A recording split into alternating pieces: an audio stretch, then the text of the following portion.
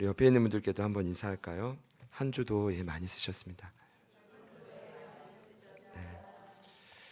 그 오늘 함께 보신 본문은 다윗의 소개로 시작됩니다. 12절을 보니까 다윗은 유다 베들레헴 에브라 사람 이세라 하는 사람의 아들이었다. 다윗은 굳이 교회를 다니지 않아도 이제 세상에서도 모두 알 만큼 유명한 사람입니다. 그렇죠? 다윗의 별이라 불리는 6개의 뿔이 있는 육각성의 그림이 이스라엘 국기의 한 가운데에 있을 정도입니다. 자, 그만큼 이스라엘 역사에서 가장 존경받는 인물이 다윗입니다. 왜라고 저에게 묻는다면, 왜 다윗의 별이 국기 안에까지 들어갔냐고 묻는다면 전 이렇게 대답하겠습니다. 다윗을 통해 이스라엘에 전무후무한 부흥이 일어났기 때문입니다. 이 부흥은 경제적인 넉넉함만을 말하지 않습니다. 물론 넉넉해졌는데 그 이전에 하나님이 다윗이라는 인물을 너무 기뻐하셨습니다. 그러니까 다윗만 보면 참 행복하다라고 하셨기 때문이고, 또 그를 통해 이스라엘 공동체도 자연스레 함께 성장했기 때문입니다. 그 한 사람의 영향력이라는 건 정말 대단한 겁니다. 초대왕 사울을 40년 만에 패하시고 다윗을 세운 분명한 이유가 있었던 것입니다. 자, 그렇다면 다윗은 어떻게 위대한 부흥의 도구가 되었을까요? 다윗은 지금도 이스라엘이 가장 추앙하는 인물입니다. 자, 무엇이 그를 그렇게 만들었을까? 저는 먼저 이제 다윗은 어려서부터 광야의 영성을 지닌 자였다 소개하고 싶습니다. 8명의 아들 중 막내로 태어난 다윗은 당시 가정에서 가장 기피하는 양떼를 돌보는 일을 감당했습니다. 와, 양떼가 많았으니까 부유했네. 이건 너의 유산이네.가 아니라, 여러분 이해가 안 되실 수 있겠지만 당시에는 막내 하면 사랑받는 존재가 아니라 무시받는 존재였습니다. 막내를 뜻하는 히브리어 카탄이라는 단어는 단순히 가장 작다, 영향력이 없다, 무시할 만하다 이런 뜻입니다. 그래서 어린 시절부터 그는 막내로서 무시받고 철저하게 가장 기피하는 양떼를 치는 일을 한 것입니다. 그러니 어릴 적부터 목자의 역할은 결코 쉽지 않았을 겁니다.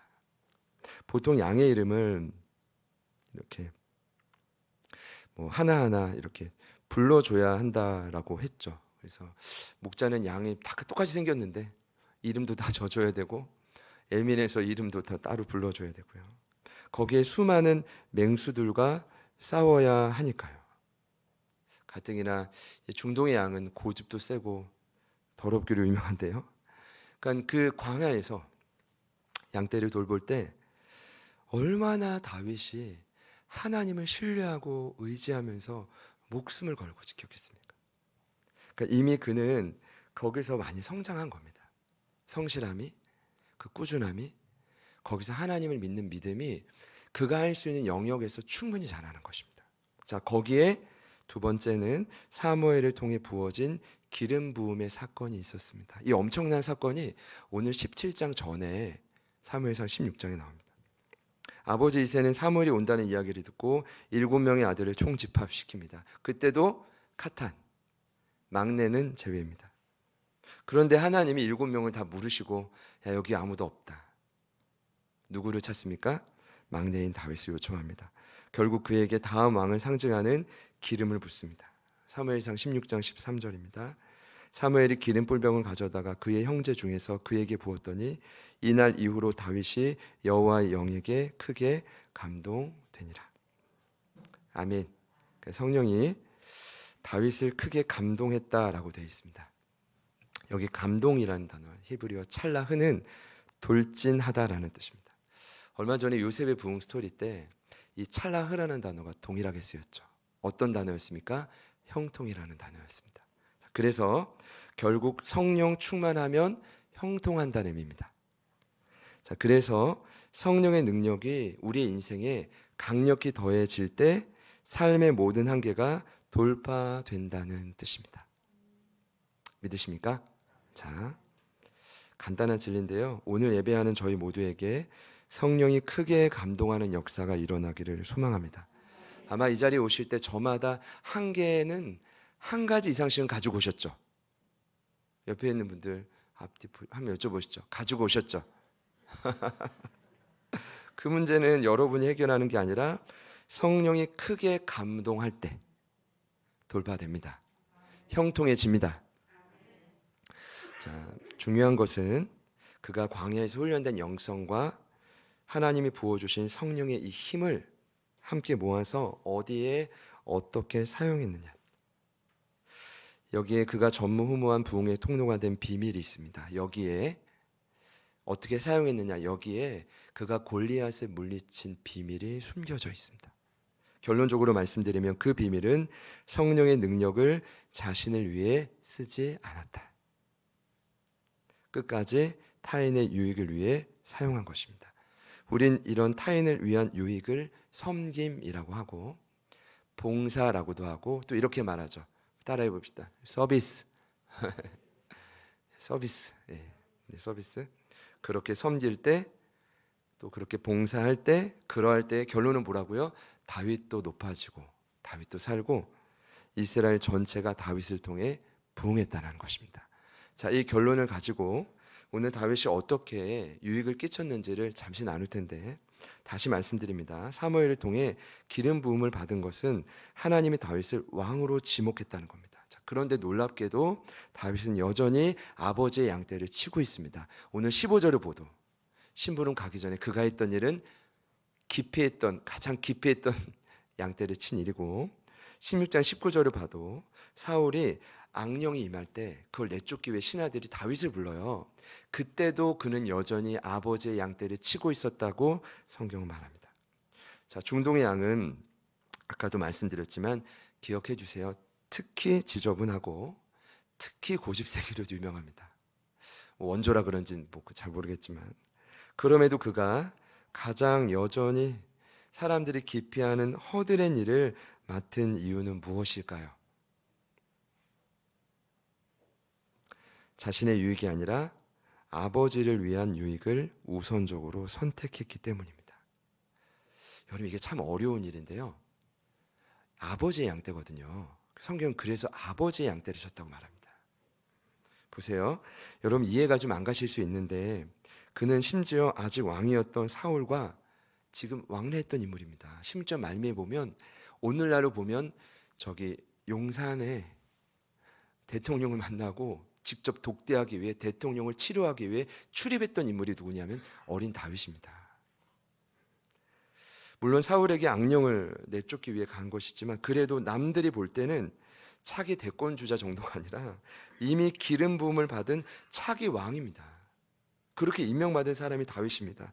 저는 다윗이라면 저 같으면 기름 부음 받을 때 아버지를 두 눈 부릅뜨고 형들을 두 눈 부릅뜨고 날 무시했어? 앞으로 지켜보자. 그 힘든 일은 내려놓았을 것 같습니다. 그런데 그는 여전히 아버지의 명령을 따릅니다. 여전히 있던 그곳에 있습니다. 왜입니까? 아버지의 유익 때문입니다. 단순해요. 그냥 아버지의 유익 때문에 양떼를 쳤다. 다윗이 거기서 더 깊이 광야의 영성을 기르기 이런 말이 없습니다. 아버지의 유익을 위해 그걸 선택한 것입니다. 잘 기억해 주십시오. 자, 두 번째, 그리고 그는 아버지뿐만 아니라 선대왕인 사울 왕의 유익을 위해서도 헌신합니다.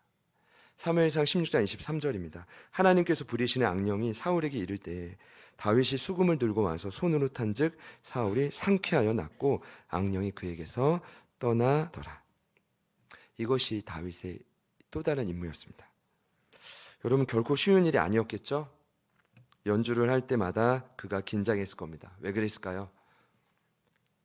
연주를 나는 하는데 만약 저 악령이 사울에게서 떠나지 않으면, 만약 악령을 못 쫓아내면 제가 확신합니다. 아마 악령에 쌓인 사울은 다윗을 죽였을 겁니다. 이거 아무것도 아니네. 신하들이 그 양치기를 불러와서 잘한다고 해서 불렀더니 악령도 못 쫓아내네. 그래서 다윗은 매번 왕궁을 출입할 때마다 기쁨보다는 하나님 앞에 간절히 엎드렸을 것입니다. 여러분, 오늘날도 그렇지만 악령과 싸워 승리하는 일은 결코 쉬운 일이 아닙니다. 자, 물론 주님이 십자가에서 모든 승리를 이루셨지만 악령을 쫓아내는 축기 사역은 결코 쉬운 일이 아닙니다. 여러분, 축기 사역이 다른 게 아닙니다. 물론 감기 하나 기침 하나도 귀신 때문이라고 하면 김기동의 귀신론에 빠지죠. 제가 예전에 그걸 연구해서 교단 그 책에 그걸 연구했었거든요. 다 귀신이 하는 역할은 물론 아닙니다. 그러나 악한 사단은, 그의 졸개들은 여러분이 알지 못하는 연약한 관계로 지금도 여러분을 공격하고 있습니다. 그러니까 그렇게 영혼들을 만날 때마다 예수의 이름으로 축기 사역을 한다는 거 필요하지만 결코 쉬운 일이 아닙니다. 쉽지 않지만 승리하신 이름으로 모든 악령은 물러갈지어다. 우리 해보실 수 있다면 앞뒤 옆에 있는 분들께 한번 축복해 봅시다. 악령아, 물러가라. 한 번 더요. 깨끗이 물러가라. 이건 귀신론이 아니라 일반 성경의 내용입니다. 근데 보세요. 왕에게 임한 악령, 그것도 말씀을 보니까 하나님의 영을 누가 거두냐면 하나님이 거두시고, 사울을 버리실 때, 후회할 때 하나님이 악령을 하나님이 주셨다고요. 그러니까 어떻게 보면 다윗의 두 번째 사명은 하나님과 비기는 겁니다. 근데 하나님이 다윗의 편을 들어준 이유는 사람 살리는 일은 귀하니까요. 믿으십니까? 그렇게 해서 그에게 사명을 줬는데, 제가 드리고 싶은 말은 쉽지 않았다는 겁니다. 그런데도 그는 최선을 다합니다. 이미 버림받은 왕이잖아요. 내가 진짜 왕이고, 내가 차기 왕이고, 저 사람은 하나님 버렸는데 그를 비난하거나 절대로 업신여기지 않습니다. 대단하죠. 이것이 사울을 위한 유익 중에 가장 큰 부분입니다. 그를 뒤에서 욕하지 않아요. 전혀 비난하지 않습니다. 그런 표현이 전혀 없고, 훗날에도요, 이 다윗이 사울 왕의 시기의 칼날을 피해서 10년을 도망 다닐 때 말이에요, 사울을 죽일 기회가 있는데도 자기 손에 피를 묻히지 않습니다. 왜요? 모든 심판 하나님께 있기 때문입니다. 내가 건들지 않겠습니다. 그럼 여기서도 마찬가지입니다. 그는 오직 사울이라는 영혼을 살리는 일에만 집중합니다. 여기서도 자신의 유익은 나중이고 사울의 유익을 위해 우선적으로 애쓰는 모습이 나옵니다. 자, 그리고 오늘 본문입니다. 세 번째, 그가 유익을 줬던 것은 말씀드릴 텐데, 오늘 본문의 주된 내용이 뭐냐면 다윗이 전쟁터로 아버지 심부름을 갔다라는 겁니다. 사실 오늘 본문이 그 내용이 실은 전부입니다. 다윗이 아버지 심부름 간 일.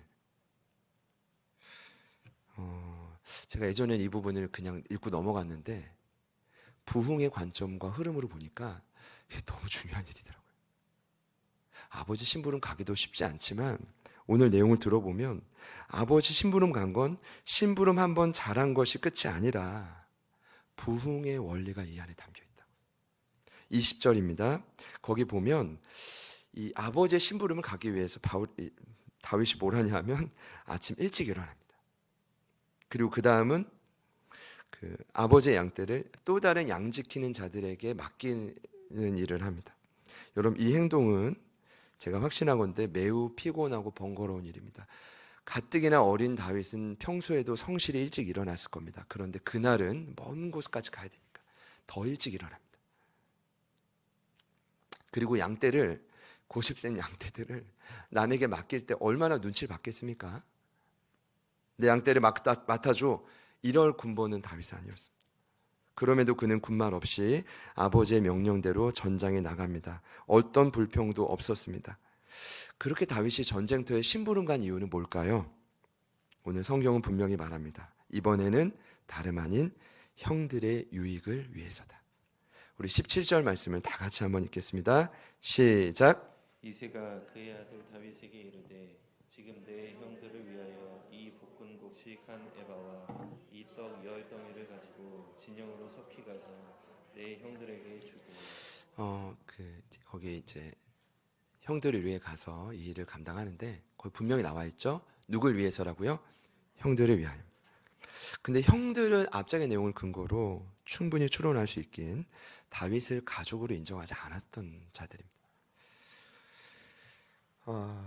그리고 오늘 28절 이하를 보니까 형들이 다윗을 얼마나 무시하는지 몰라요. 입만 열면 무시합니다. 근데 다윗에게는 지금 이 전쟁터가 참 상황이 이상해요. 뭐가 이상하냐면 전쟁터에 딱 갔더니 아무리 골리앗이어도 살아계신 하나님을 이렇게 모욕하는데 40일을 조속으로 왜 모두 가만히 있냐는 겁니다. 그게 이상한 거예요. 심지어 포상금이 걸려 있대요. 아니 이게 무슨 일이라고 포상금을 걸었나? 제 추측은 골리앗을 죽이는 자는 이제 사울 왕이 뭐라고 합니까? 하냐면 많은 재물을 주겠다. 내 딸을 줘서 사위 삼겠다. 그리고 그 이제 용사의 아버지의 집에 세금을 면제하겠다. 면세 복음이잖아요. 사업하시는 분들에게 세금을 면하겠다. 5월달이 잘 지나가시기를 축복합니다. 종합소득세를 잘 이겨내시기를. 중요한 건 다윗에게는 그 상황이 정말 이해가 안 되는 겁니다. 그래서 다윗이 주변의 군인들에게 묻습니다. 정말 포상금 주는 게 맞냐? 여러분 이 질문이 첫 번째, 다윗이 정말 포상금을 받고 싶어서 물어본 걸까요? 아니면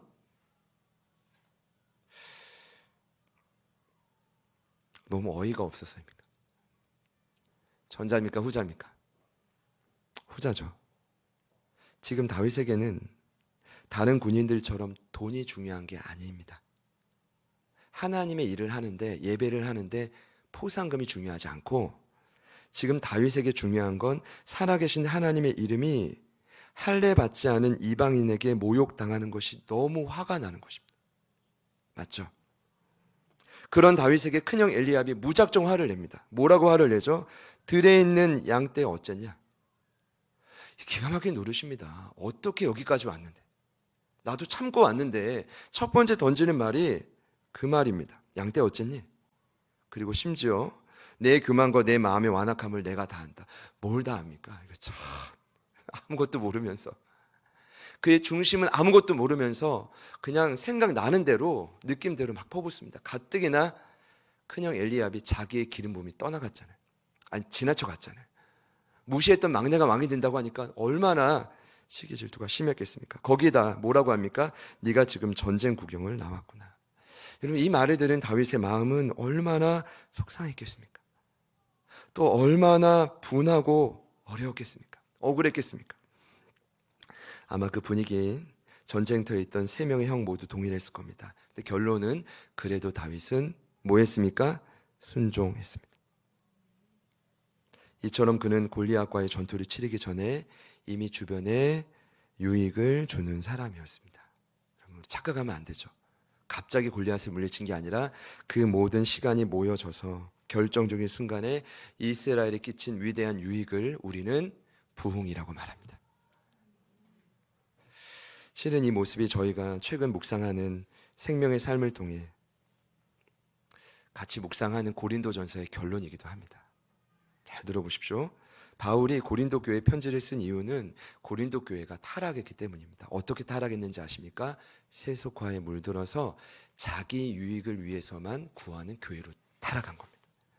전쟁터를 비유하자면 나 오늘 어떤 포상금 받지?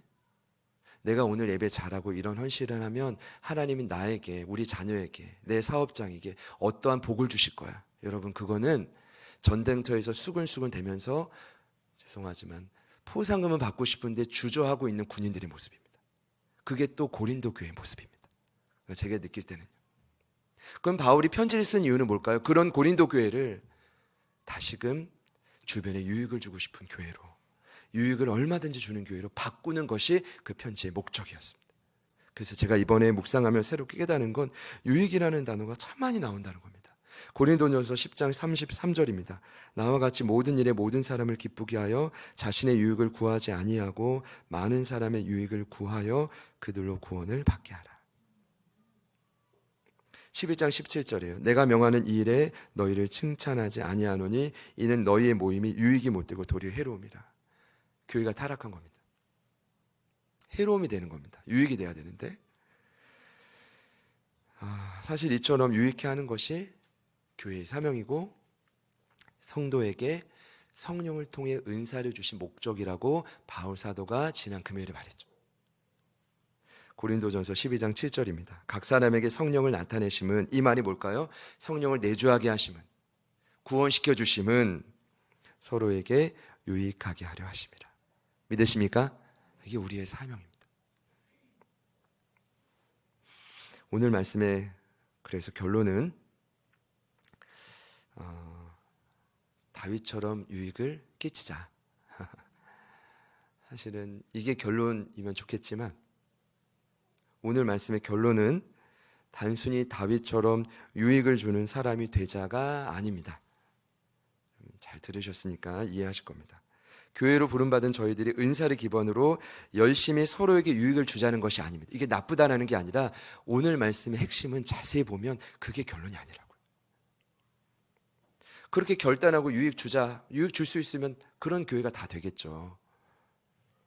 여러분, 물론 이렇게 유익을 끼치는 것이 잘못됐다는 말이 절대로 아닙니다. 오늘 다윗의 삶을 보면 제가 그 다윗의 삶을 간과하는 게 아닙니다. 분명히 말씀드렸죠. 다윗은 이미 광야의 시간을 거쳤고 성령의 강한 능력이 임해서 그 일을 감당할 수 있었던 것입니다. 그런데 핵심은 뭐냐 하면 다윗처럼 성령이 저희 안에 크게 감동할 때 과연 그 힘으로 우리는 어디에 집중해야 되냐는 겁니다. 성령이 주시는 힘으로 오늘 말씀의 결론은 내 현실이 맞닿아 있는 한 영혼을 위해 노력하라는 겁니다. 이게 그냥 유익을 끼치자와 성령이 내 안에 감동하고 힘을 줄 때 그 힘으로 오늘 다윗처럼 현실에 맞닿아 있는 영혼들에게 다가가자는 좀 다릅니다. 유진 피터스는 다윗을 현실에 뿌리 박은 영성가라고 소개합니다. 이 말은 뭐냐면 다윗이 그의 탁월한 영성이 결코 그가 살아가고 있는 현실을 간과하지 않았다는 겁니다. 제가 오늘 말씀을 묵상하고 준비하면서 확실히 깨달았어요. 어쩌면 그의 삶에서 그의 아버지, 그리고 또 사울, 그리고 그의 형들, 이 세 부류, 제가 확실히 말씀드릴 수 있습니다. 다윗의 인생에 가장 깊은 상처를 준 인물들입니다. 맞죠? 근데 그들에 대한 다윗의 반응이 무엇입니까? 자신의 인생을 가장 힘들게 한 그 세 부류, 오늘 다윗이 어떻게 믿음으로 반응했습니까? 그것이 바로 그의 진짜 영성인 것입니다. 누군가 자신에게 이렇게 어렵게 하고 도리어 해를 주는데 그럼에도 불구하고 다윗은 성령이 주시는 그 힘으로 내 현실에 맞닿아 있고 나를 힘들게 하는 그들을 유익하게 했다는 겁니다. 이것이 진정한 부흥의 모습입니다. 여러분, 바라기는 이 부흥이 여러분에게 충만하기를 축복합니다. 그런데요, 제가 또 내린 결론은 이게 마지막이 아닙니다. 하나님은 지금도 그렇게 섬기는 자, 유익을 끼치는 자를 찾고 계시는데, 여러분, 제가 정말 궁금한 건, 제가 좀 성격이 좀 이상해서인지 몰라도 어떻게 하면 성령의 힘으로 때론 현실에서 나를 힘들게 하는 영혼들에게 유익을 줄 수 있느냐라는 질문이 또 생기더라고요. 왜냐하면 그래, 성령이 주는 감동으로 그들에게 찾아가 유익을 끼쳐야지. 근데 이게 쉽지는 않잖아요. 안 그래요, 여러분? 그 일이 말처럼 쉽던가요? 그냥 결단만으로, 고백만으로 끝날 때가 있지 않습니까? 이 고민을 하는데 누가가 기록했죠. 사도행전에 기록된 다윗의 표현이 유명한 구절이에요. 생각이 나는 거예요. 사도행전 13장 22절입니다. 거기서 다윗을 이렇게 표현하죠. 내가 이새의 아들 다윗을 만나니 내 마음에 맞는 사람이라 내 뜻을 다 이루리라 하시더니. 성경에서 하나님 뜻 다 이루었다 인정받는 자는 다윗밖에 없습니다. 이 말이 뭔지 아십니까? 하나님의 계획에 따라 하나님이 만나라고 한 영혼들을 후회 없이 만나고 후회 없이 유익을 끼치고 그들을 후회 없이 구원시킨 영혼이 다윗밖에 없다는 거예요. 너무 멋지지 않습니까? 근데 거기에 힌트가 나오죠. 이 일이 어떻게 가능했냐? 분명히 말하죠. 그는 내 마음에 맞는 사람이라.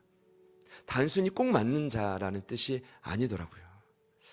킹제임스 버전의 원문을 보면 영어에 이렇게 되어 있습니다. A man, 다윗을 의미합니다. After my own heart. 이 뜻이 뭔지 아십니까? 하나님의 마음을 쫓아간다는 뜻입니다. 하나님의 마음이 앞서 있으면 다윗의 마음은 부지런히 그 마음을 쫓아갔다는 뜻입니다. 결국 그래서 내 마음에 맞는 사람, 내 마음에 합한 자, 이 뜻의 의미는 뭐라고요? 하나님의 마음이 앞서가면 비록 부끄럽고 연약하지만 그분의 마음을 쫓아가려고 부지런히 쫓아간다는 거예요. 여러분, 여기에 비밀이 있습니다. 뭐냐면, 저도 지난주에 고린도전서 말씀을 묵상하면서 거의 날마다 비슷한 계명을 주시더라고요. 경하나, 유익을 끼쳐야지. 오늘 만나는 영혼, 지나치는 영혼, 또 신방할 영혼, 네가 정말 유익을 끼쳐야지. 가정에서도 열심히 유익을 끼쳐야지. 저 결단했거든요. 심지어 기도도 했고요.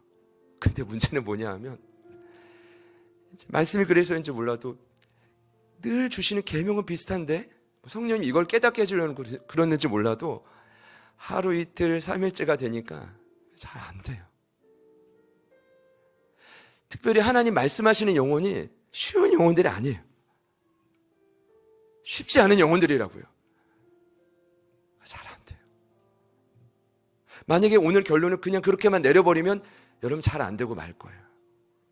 근데 오늘 다윗의 삶을 연구하고 보면 다윗이 그렇게 자신의 현실에서 괴롭게 한 그들을, 그 부류를, 그 아버지를, 그 형들을, 심지어 사울을 살릴 수 있었던 힘은 하나님의 마음을 부지런히 쫓아갔기 때문이에요. 그 시대에 그런 사람이 얼마나 없었으면 주변의 성도들이 볼 때 그를 보고 뭐라고 해요? 야, 하나님 마음과 하나이구나. 세상에 저와 여러분을 보면서 그러면 되는 거죠. 저분은 하나님의 마음을 쫓아가는 사람이에요. 여러분, 그러면 실천을 위해 결단하는 게 아니라 하나님의 마음을 위해 쫓기로 결단하면 그때 하나님의 마음과 눈물이 부어지고 우리가 그 영혼에게 어떤 유익을 끼칠지 창조적인 역사가 성령님이 가르쳐 주신다는 거예요. 이 사실을 믿으십니까? 그렇게 돼야 돼요. 그렇게. 좀 뭔가 바뀌어야죠. 이 시간 함께 예배하는 여러분들에게 좀 이런 일이 일어났으면 좋겠어요. 뭐냐면 저와 여러분에게 비록 쉽지 않지만 때로는 마음을 너무 힘들게 하는, 그럼에도 그 영혼에게 유익을 끼쳐야 된다면 그 영혼이 누구입니까?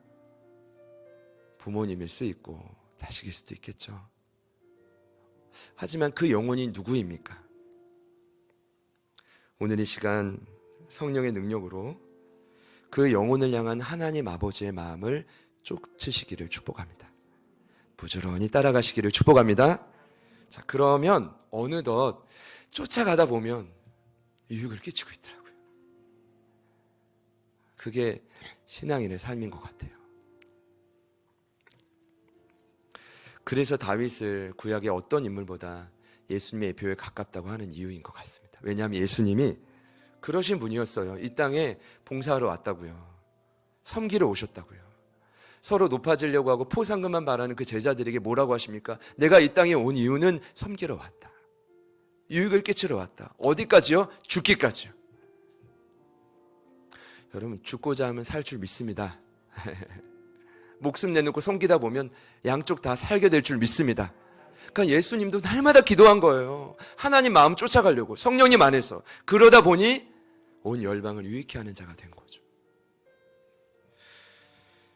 오늘 저와 여러분에게 동일한 은혜가 있기를 축복합니다. 우리 사랑 인사할 텐데 옆에 있는 분들께 한번 축복해 볼까요? 제가 유익하게 해드릴게요. 꼭 처음 인사할 때는 한 3분의 2는 안 하시는 것 같습니다. 온라인으로 예배하시는 분들도 우리 한 번 더 인사합시다. 이번에는 하나님의 생각나게 하시는 그 영혼을 향해 이렇게 선포합시다. 제가 잘 섬기겠습니다. 좋습니다. 결단하시는 여러분들에게 아마도 오늘 주님의 마음이 더 깊이 누려질 겁니다. 그리고 주님의 더 깊은 위로가 있을 겁니다. 그리고 부흥이라는 게 이런 거구나 맛보아 알게 될 것입니다. 우리 기도하는 마음으로 같이 찬양하겠습니다.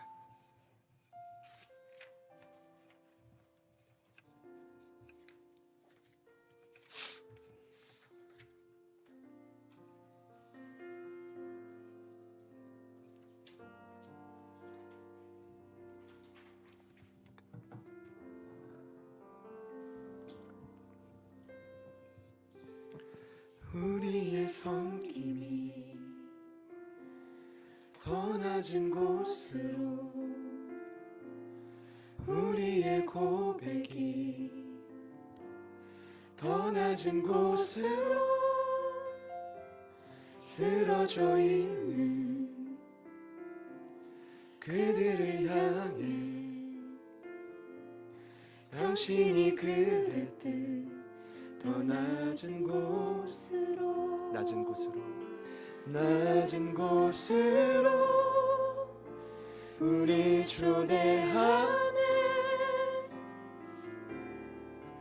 함께 하자고 말씀하시네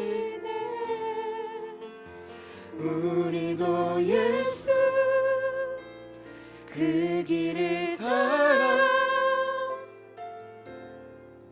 함께 가길 원하네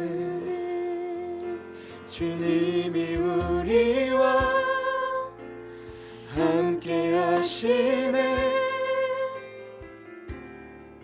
십자가 피 흘린 예수의 손으로 모든 아픔을 위로하시네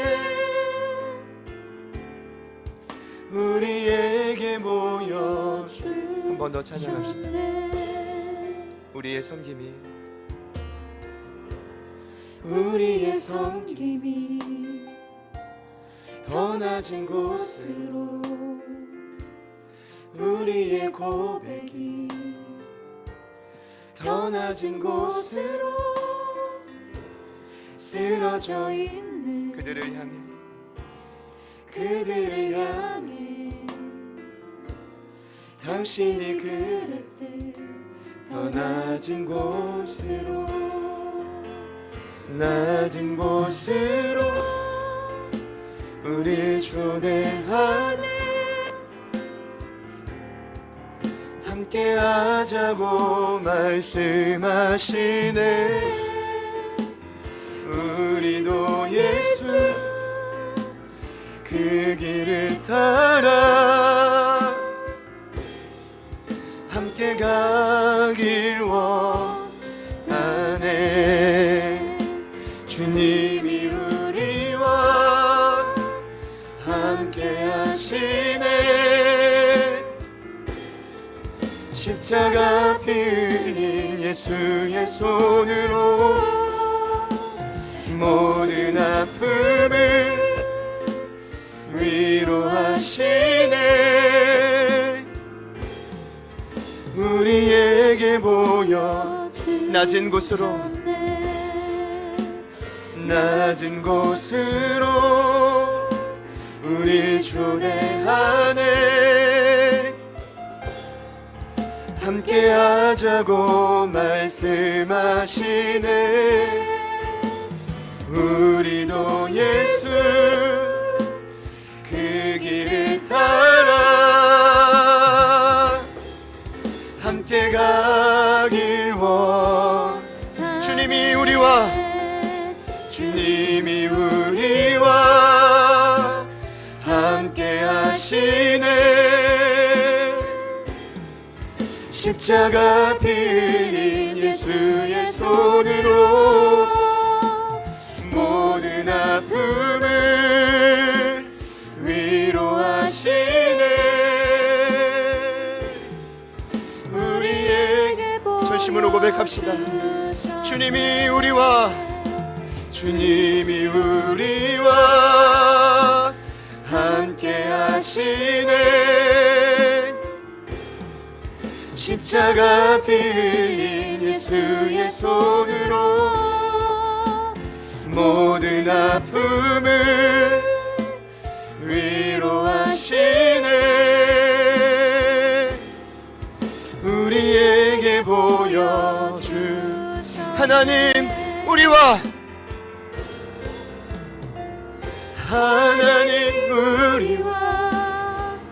영원히 함께 하시네 꿈없는 우리에게 그 나라 보여주시네 연약한 자들의 친구가 되어주시고 힘없는 어둠에서 우리를 불러내신 그 하나님의 이름을 찬양합니다. 하나님 우리와 영원히 함께 꿈없는 우리에게 그 나라 보여주시네. 연약한 자들의 친구가 되어 주시고 힘없는 우리의 일생을 위로하시네. 꿈이 없던 우리입니다. 무엇을 위해 살아야 될지 방황하던 저희들 아니었습니까? 하나님이 저희들을 건지신 이유는, 어둠에서 빛으로 인도하신 이유는 그 생명의 덕을 전하라고 명령하셨기 때문입니다. 이 시간 먼저 기도할 때 하나님, 우리가 구합니다. 강한 성령님, 우리 가운데 충만하게 임재하여 주십시오. 때로 내 몸이 지치고 내 마음이 상하고 현실에 뿌리박고 영성을 유지하는 것이 어려울지라도 강한 성령의 능력을 힘입고 나아가기를 소망합니다. 연이어 기도하실 때 하나님, 그 힘으로 아버지의 마음을 쫓아가겠습니다. 그 하나님의 마음을 알려주십시오.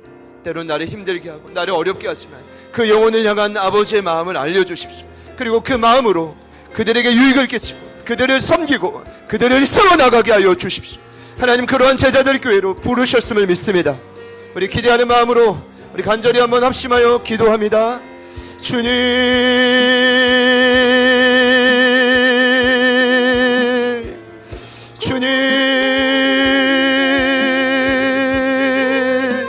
아버지의 영혼, 아버지의 사랑이, 아버지의 마음이 우리 가운데 충만하게 흘러가기를 소망하며 아버지의 시간 간구하며 나아가 성령님 역사하여 주십시오. 성령님 붙들어 주십시오. 하나님, 우리가 유익을 끼칠지어다 하나님 해로움이 되지 않도록 주님 역사하여 주십시오. 아버지의 성령의 능력으로 하나님이 주시는 그 강한 힘과 능력으로 주님의 마음을 쫓아가겠습니다. 주의 마음을 쫓아가겠습니다. 주님의 마음을 구하며 나아가겠습니다. 하나님, 그 마음을 쫓아가겠습니다. 하나님, 그 마음을 흔들림 없이 따라가겠습니다. 주님 도와주십시오. 주님 일하여 주십시오. 성령님 도와주십시오. 성령님 역사하여 주십시오. 하나님, 우리에게 말씀하시는 이 밤, 하나님, 오늘 우리를 다윗같이 쓰이기 위해서, 하나님 다윗과 같이 유익을 끼치는 자로 쓰임받기 위해서 하나님께서 부르심을 믿습니다. 하나님께서 우리를 세우심을 믿습니다. 하나님께서 우리 가운데 새 역사를 이루신 줄 믿습니다. 주님 도와주십시오. 주님 역사하여 주십시오. 아버지 하나님 도와주십시오. 아버지 하나님 일하여 주십시오. 주님 도와주십시오. 주님 일하여 주십시오. 성령님 도와주십시오. 성령 하나님을 쫓으며 나아갈 아버지의 마음을 구하며 아버지의 눈물이 우리 가운데 임하게 하소서. 아버지, 그 영혼을 향한 하나님의 계획을 임하게 하소서. 그 영혼을 향한 아버지의 마음을 쫓아가게 하여 주십시오. 하나님, 그 마음을 따라 하나님과 합한 자가 되게 하여 주십시오. 하나님의 마음과 합한 자가 되게 하여 주십시오. 주님, 우리와 주님 함께하심을 믿습니다. 주님이 영원히 함께하심을 믿습니다. 하나님, 우리를 통해서 역사하고 계심을 믿습니다. 하나님, 더욱 위대한 유익을 계시기 원합니다. 하나님, 더욱더 우리가 아버지와 같은, 사울과 같은, 다윗의 형들과 같은 자들에게 유익을 끼치기를 소망하오니 하나님 아버지 도와주십시오. 성령이 주시는 그 힘으로 집중하게 하여 주십시오. 하나님, 결국 그와 같은 삶에 다윗의 삶에 허락하신 모든 돌침과 형통함이 이루어지게 될 줄 믿습니다. 이루어지게 될 줄 믿습니다. 하나님 아버지 도와주십시오. 하나님 아버지 도와주십시오. 아버지 하나님 도와주십시오. 하나님 도와주십시오. 아버지 하나님 도와주십시오. 주님 도와주십시오. 주님 일하여 주십시오. 성령님 도와주십시오. 하나님 꺾여지고 돌파되고 하나님 열려지는 역사가 일어나게 하여 주십시오. 주님 도와주십시오. 힘없는 우리에게 우리 마지막으로 다 함께 고백합시다. 하나님, 하나님 우리와 영원히 함께 하시네. 꿈없는 우리에게 그 나라 보여주시네. 연약한 자들의 친구가 되어 주시고 힘없는 우리에게 인생을 위로하시네. 어쩌면 세속화된 교회, 그 고린도 교회 같은 모습이 우리의 모습일 수 있다라고 생각합니다. 자기의 유익만을 위해서 또 그 일을 행했을 때 하나님이 더해주실 포상금만을 바라면서 우리의 목적과 방향을 이 시간 성령 하나님 강한 능력으로 다시 한번 재조정하여 주십시오. 영혼을 향한, 때론 다윗의 아버지 같고 다윗의 사울 같고 형들과 같은 그 영혼을 향한 아버지의 마음을 부지런히 쫓아가는 성령의 그 힘으로 기도하며 쫓아가는 우리 모두가 되게 하여 주시옵소서. 그래서 만나는 모든 영혼들이 우리를 통해 살아나고 유익을 얻는 부흥케 되는 역사가 일어날 지어다. 하나님이 모든 여정을 가로막는 어둠의 역사가 예수 이름의 능력 앞에 다 물러가게 하여 주십시오. 물러가게 하여 주십시오. 하나님, 우리를 부르신 그 목적대로 어둠에서 빛으로 부르신 그 놀라운 기이한 능력을 이 한 주도 담대히 외치는 저희가 되게 하여 주십시오. 그러할 때 다윗에게 허락하셨던 보상금이 문제가 아니라 그 이상의 것을 넘치도록 부으신 하나님의 손길이 반드시 우리 사랑하는 가족들의 모든 삶의 전반에 일어날지어다. 일어날지어다. 무엇이 인생을 돌파할 수 있게 하는 원인인지 이유인지 이 시간 깨닫게 하신 줄 믿사오니 오늘 이곳에 다윗과 같은 예배자들이 나오게 하여 주십시오. 다윗과 같은 하나님의 마음을 쫓아가고 하나님의 마음에 합한 자들이 나오게 하여 주십시오. 결국 그들의 인생을 통하여 온 나라와 열방의 부흥을 맛보는 역사가 일어나게 하여 주시옵소서. 간절히 바랍니다. 우리 인생의 아버지 사울 형들, 때론 현실에 뿌리박아 이 마음을 지키기가 어렵지만 성령님께서 이 한 주간 놀라운 회복을 허락하실 줄 믿습니다. 주님, 일하여 주십시오. 주님, 역사하여 주십시오.